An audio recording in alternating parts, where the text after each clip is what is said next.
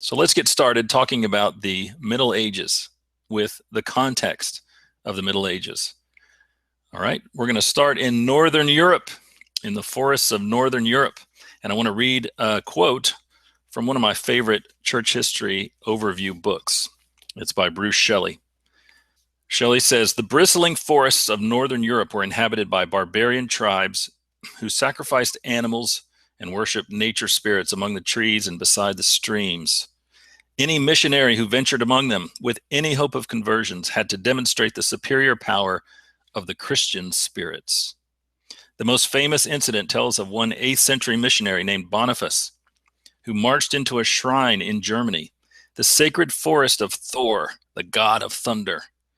The cult object was a massive oak tree. Boniface, so the story goes, took an axe to it. Just as he leveled the first stroke, a mighty breath of wind from God toppled the tree. The pagans marveled and were converted. Boniface used the wood to build a chapel to St. Peter.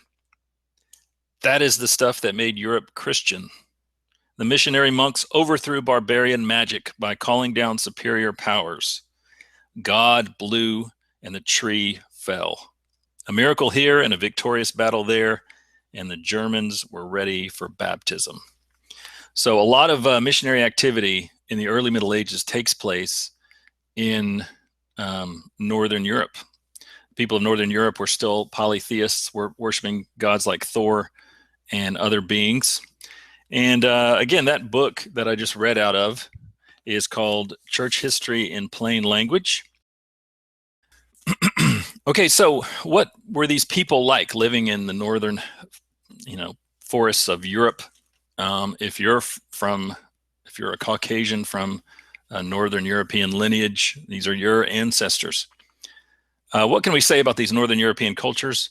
First of all, they were very clan-based, which means the unit of organization was the extended family.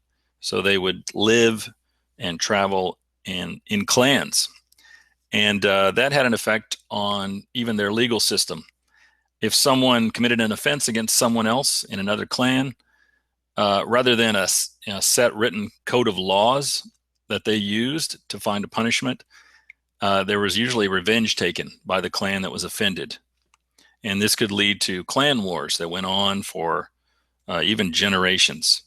After a while, the Northern European peoples came up with a solution, something they called the Vergild, which was a man price. They came up with a price set on different types of people, so that if an injury was done to them or if they were killed, a price had to be paid. And we can tell what the Northern Europeans thought of different classes of people, different types of people, by the price of the Vergild. A young woman of marrying age who had not yet had children had a pretty high Vergild on her head, because she could continue the posterity of the tribe. An older woman, not as big a Vergild,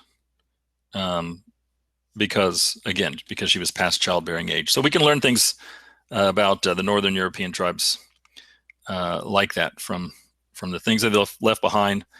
There's a lot of material culture. There's weapons. There's burial mounds that people are still finding. We also know that these Northern Europeans were polytheistic, like the Greeks and Romans. They had their own gods, so they had to be converted to monotheism and Christianity. Right. Another thing we need to look at is feudal society and the feudal system, which developed later on, sort of the early and high Middle Ages. Think from maybe the 800s through the 13 or 1400s. Feudal society, it really grew up in response to a lot of chaos in Europe. There were a lot of tribes migrating. The Vikings were wreaking havoc on especially Northern Europe, but even coastal areas in Southern Europe and the Mediterranean. In some parts of Europe, even the Muslims were even making incursions. And then there was another group called the Magyars, who are the ancestors of the Hungarians, who were on the move. So it was a very uncertain time. People weren't able to form large nation states like we have today. The biggest political unit was often what we would call the manor. And it was just a few maybe a few acres, a few hundred acres of land, and a small community would live there, and that was the political unit. That was the state, if you will. And the structure was very hierarchical. So there would be usually one very wealthy person called the Lord. And then under the Lord, there were several vassals. These are the class of knights. We think of chivalry in the Middle Ages. Vassals were given land by the Lord, and they would often then rent out that land to folks even lower than them called serfs, who had very few rights. They were almost like slaves, sort of a step up from slaves. So at the top you had the Lord, and under him you had vassals who would give him military service and protect him, protect everyone else in the manor. Then at the bottom you'd have the serfs who were doing all the hard work. What we should also note is that in time, high clergy in the church, clergy with high positions, bishops usually, or archbishops, they could sometimes act as lords, or they would have the same status as vassals. So bishops might own quite a bit of land themselves and rent out a lot of land. Sometimes a whole village or community would be owned by the bishop.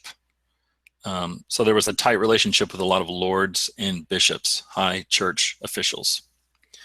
Eventually, these little manors will start to glom onto each other and form larger and larger political units, especially in France and England. I wanted to show you this map. It's a map of France in 1477. Actually, well, you can just see the different duchies, little kingdoms that have come together. And this is, sorry, 1477. This is well into the late Middle Ages. But still, you can see France was not a nation yet. These little political units were starting to unify. They were starting to have an understanding that they were French and have a collective identity. But still, they were a lot of little independent political units. So it took most of the Middle Ages for that to happen, for this consolidation of power into the modern kingdoms and nation states that we know from the modern period. So that was feudal society.